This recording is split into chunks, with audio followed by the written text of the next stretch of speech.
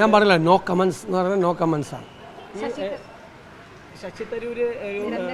ഞാൻ അവരെക്കുറിച്ചൊന്നും കമൻറ്റ് പറയുന്നില്ല. അവർ എന്നേക്കാൾ മുതിർന്ന നേതാക്കളാണ്. അപ്പോൾ അവരെക്കാൾ മുതിർന്ന ബോഡി നമ്മുടെ പാർട്ടിക്കകത്തുണ്ട്, AICC ആണ്. അതിനെക്കുറിച്ചൊക്കെ കമൻറ്റ് പറയേണ്ടത്. അദ്ദേഹം കോൺഗ്രസ് വർക്കിംഗ് കമ്മിറ്റി അംഗമായിട്ടുള്ള ഒരാളെക്കുറിച്ച് ഞാൻ പരസ്യമായിട്ട് ഒരു കമൻറ്റും ഞാൻ പറയില്ല. അത് പാർട്ടി നേതൃത്വമാണ് എന്താണ് ആ കാര്യത്തിൽ തീരുമാനമെടുക്കേണ്ടത്. എൻ്റെ ഭാഗത്ത് നിന്ന് അദ്ദേഹത്തെ പോലെ ഒരു മുതിർന്ന ഒരാളെക്കുറിച്ച് ഞാൻ കമൻറ്റ് പറയില്ല. ഞാനൊരു പാർട്ടി കോൺഗ്രസ് നേതാക്കളെക്കുറിച്ച് ഒരാളെക്കുറിച്ച് ഒരു കമൻറ്റും പറയില്ല. ഞാൻ പറയുന്നതിന് ഒരു അനൗചിത്യമുണ്ട്. ഞാൻ അതിലൊക്കെ താഴെ നിൽക്കുന്ന ഒരാളാണ്.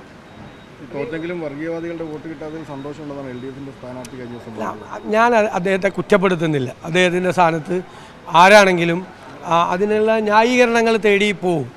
പക്ഷേ അദ്ദേഹം ഓർക്കേണ്ട ഒറ്റ കാര്യം, ഇടത്തെ കൈ PDPയുടെ തോളിലും വലത്തെ കൈ ഞാൻ ഇന്നലെ പറഞ്ഞ മാതിരി ആസാമിയുടെ തോളിലുമായിരുന്നു.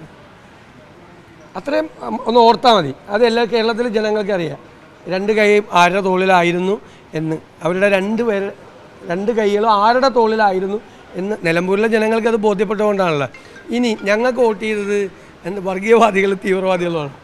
നിങ്ങൾ ഈ നിലമ്പൂരിലെ ജനങ്ങളെ ഇങ്ങനെ അപമാനിക്കരുത്. പണ്ട് വിജയരാഘവൻ പറഞ്ഞു 65,000 വോട്ടിൻ്റെ ഭൂരിപക്ഷം ഉണ്ടായിരുന്നു പ്രിയങ്ക ഗാന്ധിക്ക്. അപ്പോഴും പറഞ്ഞു വർഗീയവാദികളും തീവ്രവാദികളുമാണ് പ്രിയങ്ക ഗാന്ധി ജയിപ്പിച്ചതെന്ന് പറഞ്ഞു. പക്ഷെ ഷൗക്കത്തിന് ജയിപ്പിച്ചതും വർഗീയവാദികളും തീവ്രവാദികളാണ്. അങ്ങനെയാണെങ്കിൽ കേരളം വലിയ അപകടകരമായ സ്ഥലമുള്ള 10,000 വർഗീയവാദികളും തീവ്രവാദികളുമുള്ള ഒരു കുഴപ്പം പിടിച്ച സ്ഥലമായി കേരളം മാറുമല്ല. പറയുമ്പോൾ ആരെക്കുറിച്ചാണ് പറയുന്നത്, ഈ നാട്ടിലെ ജനങ്ങളെക്കുറിച്ചാണ് പറയുന്നതെന്നുള്ള ബോധ്യം വേണം. ഒരു കാര്യമുണ്ട്, SDP ഒരു 9,500 വോട്ട് UDFിന് തന്നു എന്നാണ് പറയുന്നത്. അത്രയും വോട്ടൊക്കെ അവർക്ക് അവിടെ ഉണ്ട്. എനിക്കറിയില്ല. കണക്ക് അവർക്ക് എത്ര വോട്ടെന്നൊന്ന് കണക്ക് അറിയാവുന്നവർക്കേ അറിയുള്ളൂ. എന്തെല്ലാം ന്യായീകരണങ്ങളാണ്, എന്തെല്ലാം ന്യായങ്ങളാണ്. പിന്നെ അവർക്ക് 10,000 വോട്ടുണ്ട്. ഞാൻ അതിനെക്കുറിച്ചൊന്നും കമൻറ്റ് പറയുന്നില്ല. അതൊക്കെ ഓരോരുത്തരും അവരവരുടെ വോട്ടുകൾ കുറയുമ്പോൾ ഉള്ള ഓരോരുത്തരും ന്യായീകരണം കണ്ടെത്തുകയാണ്. ഇപ്പോൾ LDF സ്ഥാനാർത്ഥി പറഞ്ഞു എന്ന് പറഞ്ഞതുപോലെ വിചാരിച്ചാൽ മതി. അത് അത്രയില്ല. അതിനൊന്നും എൻ്റെ ഭാഗത്തു നിന്നും മറുപടിയൊന്നും ഇല്ല. ഞങ്ങൾ അവരുടെ വോട്ട് വേണ്ടെന്ന് പറഞ്ഞല്ലോ പാർലമെൻറ്റ് തെരഞ്ഞെടുപ്പിൽ. കേരള രാഷ്ട്രീയ ചരിത്രത്തിൽ ഞങ്ങളല്ലാതെ ആരെങ്കിലും പറഞ്ഞില്ല. സ്നേഹപൂർവ്വം നിരസിച്ചു, വേണ്ടാന്ന് പറഞ്ഞു. ഇല്ലേ? പറഞ്ഞില്ലേ? ഓർമ്മയില്ലേ? പാർലമെൻറ്റ് തെരഞ്ഞെടുപ്പിൽ നിങ്ങളതൊന്നും ആഘോഷിച്ചില്ല. അതാണ് നിങ്ങളുടെ കുഴപ്പം. അതായിരുന്നു ആഘോഷിക്കപ്പെടേണ്ടിയിരുന്ന കേരളത്തിൽ.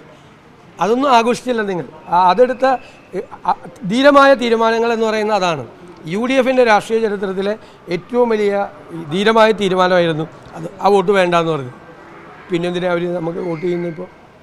ഇപ്പോൾ സർക്കാർ ഒരു കെയർടേക്കർ സർക്കാരായിട്ട് തുടരുകയാണെന്നുള്ളത് 2026 ഒരു തുടക്കം തന്നെയായിട്ടാണ് പറയുന്നത്. ഉറപ്പായിട്ടും ഞാൻ പറഞ്ഞല്ലോ, അവർ ഭരിക്കട്ടെ തന്നെ. അവർ ഭരിച്ചവരൊന്നും കൂടി വഷളാകട്ടെ. ഓരോ ദിവസം കഴിയുന്നവരും ഒന്നും കൂടി വഷളാവും. അല്ലെങ്കിൽ ഇന്ന് രാജിവെക്കണമെന്നൊന്നും ഞാൻ പറയില്ല. അത് 5 വർഷത്തേക്കുള്ള മാൻഡേറ്റാണ് ജനങ്ങൾ കൊടുത്തിരിക്കുന്നത്. ഭരിക്കട്ടെ. അവർ വഷളായി. അവർക്ക് ഇനി അതിനകത്ത് രക്ഷപ്പെടാൻ പറ്റില്ല. കാരണം അവരൊരു കമ്മ്യൂണിസ്റ്റ് സർക്കാരല്ല, അതൊരു തീവ്ര വലതുപക്ഷ സർക്കാരാണ്. BJPയുമായി ഒരു അവിശുദ്ധമായ ബാന്ധവം ഉണ്ടാക്കിയിരിക്കുന്ന സർക്കാരാണ്. ഡൽഹിയിലിരിക്കുന്ന ഏമാന്മാരെ പേടിച്ച് ഭരിക്കുന്ന ഒരു ഗവൺമെൻറ്റാണ്. ജനങ്ങളെ മറന്നുപോയവരാണ്. മുതലാളിത്ത മനോഭാവമുള്ളവരാണ്. സാധാരണക്കാരെ മറന്നുപോയവരാണ്. അതിനൊക്കെയാണ് ജനം പ്രതിഫലം കൊടുത്തത്.